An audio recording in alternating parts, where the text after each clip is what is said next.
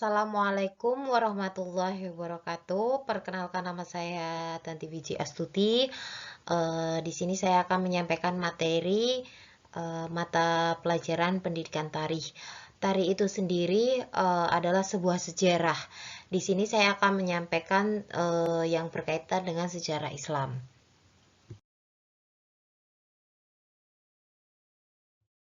Nah, di sini saya akan menyampaikan sejarah Islam yang bertemakan perkembangan peradaban Islam pada masa modern pada tahun 1800 hingga sekarang.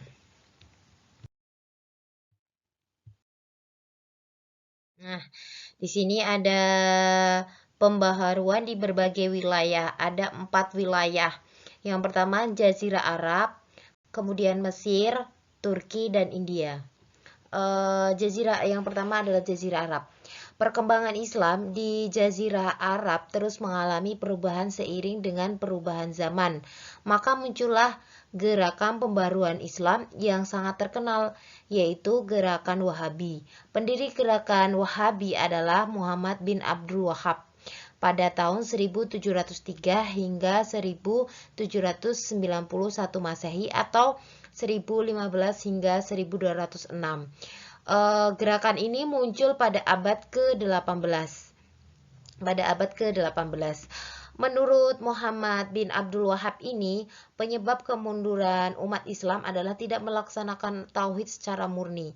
Namun tauhid itu sudah dicampuri atau sudah dirusak dengan adanya ajaran-ajaran terekat yang ada sejak abad ke-13 dan sudah menyebar secara luas tiap kalangan umat Islam. Menurut Muhammad bin Abdul Wahab juga, mereka itu terekat mengajarkan atau memuja kepada syekh dan wali. Masyarakat Islam saat itu banyak yang mendatangi kuburan syekh dan wali dan meminta doa kepada di depan kuburan, di depan makam wali atau syekh tersebut. Mereka tidak berdoa secara langsung kepada Tuhan atau Allah semata, namun melalui syafaat syekh dan wali terdekat. Kemudian untuk kemajuan umat Islam, Muhammad bin Abdul Wahab menyarankan untuk tetap berijtihad. Jadi Muhammad bin Abdul Wahab ini menyarankan umat Islam itu untuk tetap berijtihad. Inti dari pemikirannya adalah bahwa Al-Quran dan As-Sunnah adalah sumber hukum Islam. Taklil kepada ulama tidak dibenarkan dan pintu ijtihad tidak tertutup, seperti itu. Kemudian pada tahunnya pada wilayah Mesir menjadi wilayah Islam pada zaman Khalifah Umar bin Khattab pada tahun 640 Masehi.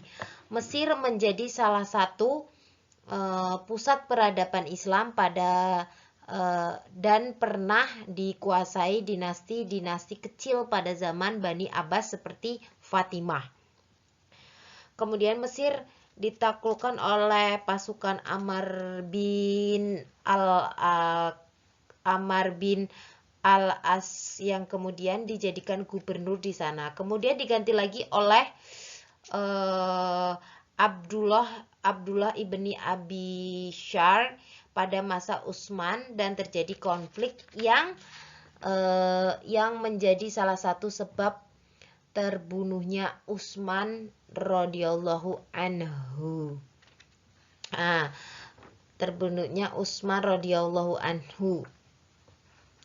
Kemudian yang ketiga ada Turki. Pada abad ke-7 mulai ada ide pembaruan di kerajaan Utsman. Kerajaan ini mulai mengalami kekalahan dalam peperangan melawan Eropa. Fakta tersebut mendorong untuk mencari tahu faktor apa yang menyebabkan mereka menang dan mencari tahu faktor penyebab kekalahannya. Kemudian pada tahun 1270, Kerajaan Utsman mengutus Çelebi Mehmet ke Paris. Untuk apa? Untuk mengunjungi pabrik-pabrik dan institusi lainnya. Sepulang dari Paris, Mehmet melaporkan hasil kunjungan. Laporan tersebut menjadi bahan untuk pembaruan di Kerajaan Utsmani. Kemudian yang keempat ada India. India pada awal abad ke-18 Masehi, Kesultanan Mughal di India memasuki zaman kemunduran. Perang saudara untuk memperebutkan kekuasaan sering terjadi yang menambah semakin jatuhnya Mughal, seperti itu. Kemudian para pemimpin Islam India sadar akan kelemahan umat Islam. Maka dari itu, Syekh Waliullah pada tahun 1703 sampai 1762 menyatakan bahwa salah satu penyebab kelemahan umat Islam itu adalah perubahan sistem khalifah yang demokratis ke dalam sistem kerajaan yang bersifat otokratis. Nah, oleh karena itu, sistem kekhalifahan sebagai zaman Khulafatur Rasyidin itu perlu dan penting untuk kehidupan kembali. Seperti itu. Kemudian di sini, nah Mesir. Nah, tadi penjelasan Mesir.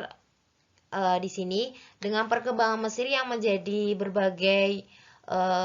menjadi bagian dari Islam, mereka terus berkembang dan memiliki peran-peran yang penting dalam sejarah. Misalnya, yang pertama menjadi sentral pengembangan Islam di wilayah Amerika.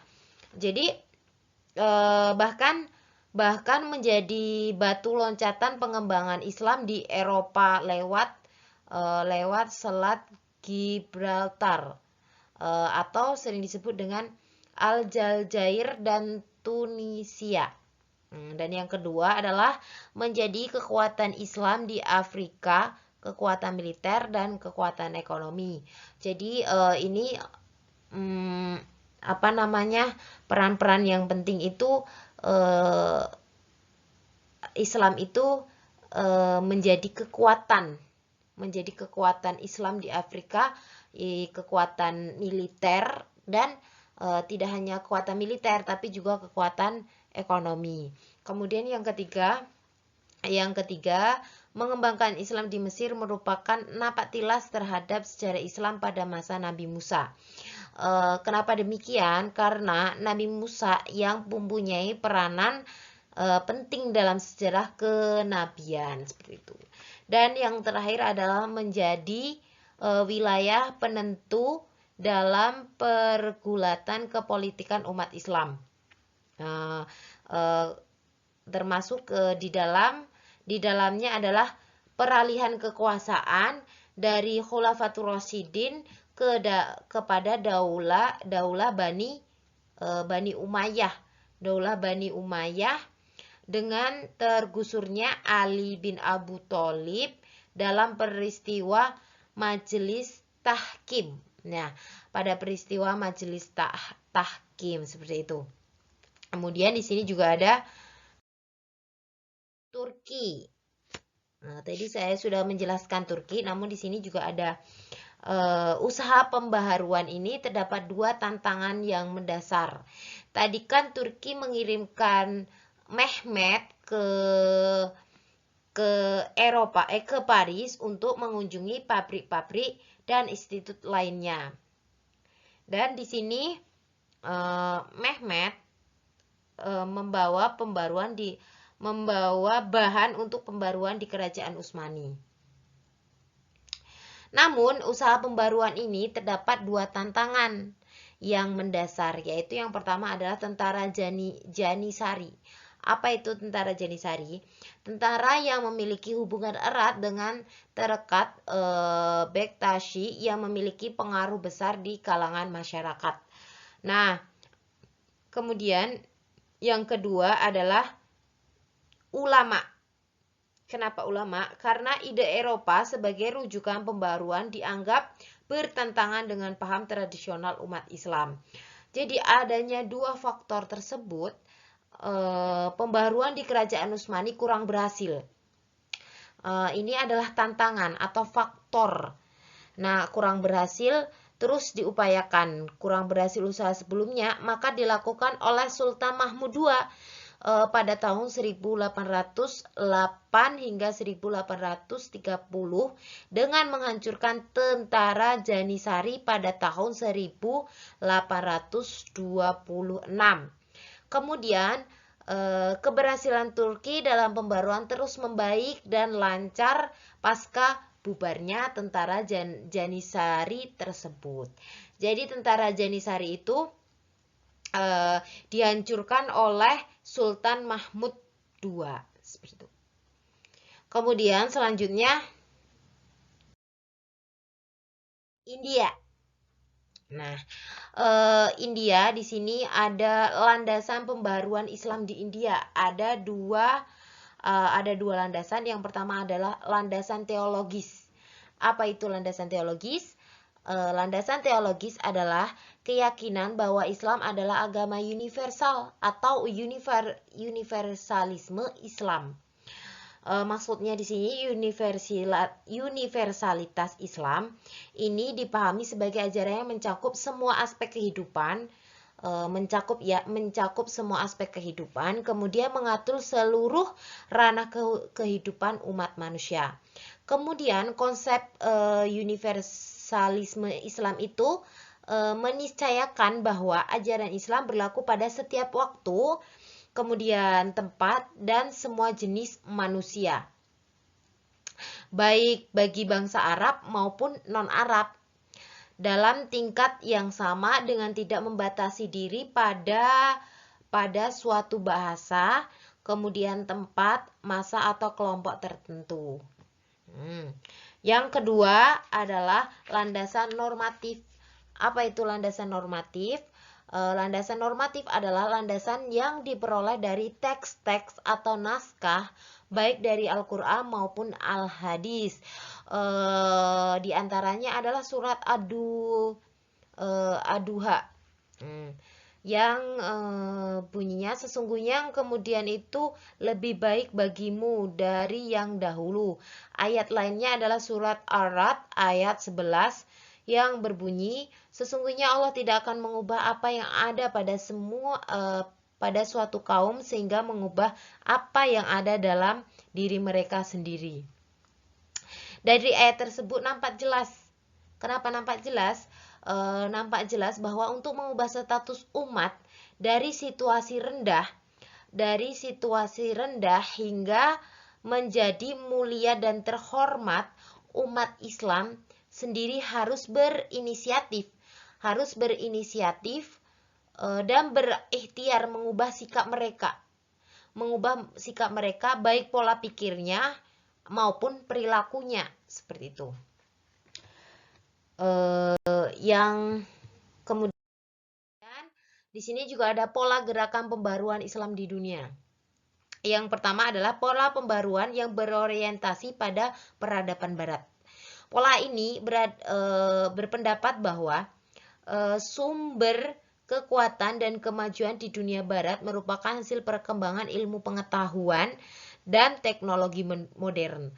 Jadi, sumber kekuatan kemajuan di dunia Barat itu mereka yakin hasil perkembangannya itu dari ilmu pengetahuan dan teknologi modern.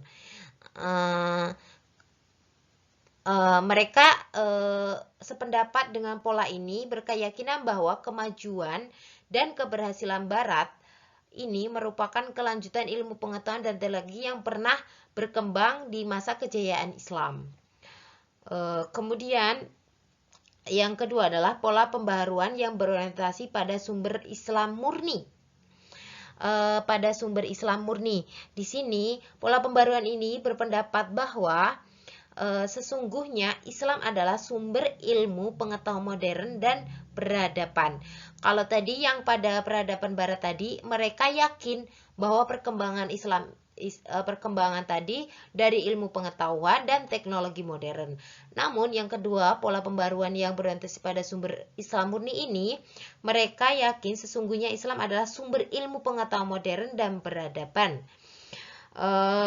Sudah dibuktikan pada masa kejayaan Islam bahwa Islam waktu itu menguasai peradaban dan ilmu pengetahuan modern seperti kedokteran, kemudian sains, matematika, kemudian sosiologi, dan lain sebagainya. Yang terakhir, ada pola pembaruan yang berorientasi pada nasionalisme.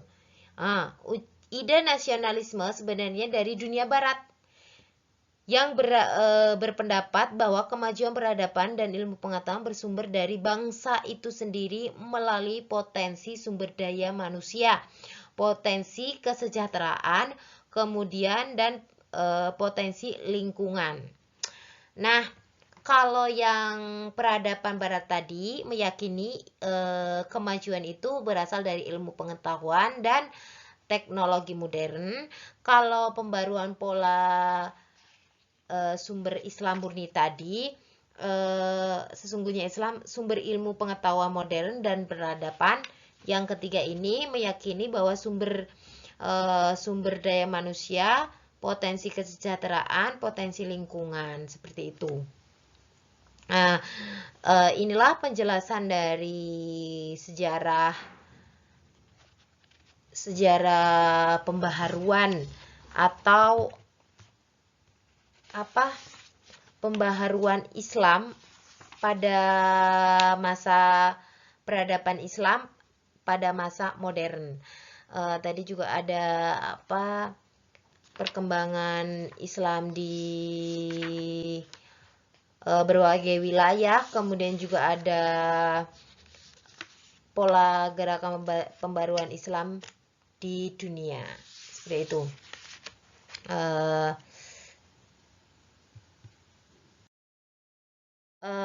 Baiklah, itulah tadi penjelasan dari saya tentang perkembangan peradaban Islam pada masa modern dari tahun 1800 hingga sekarang.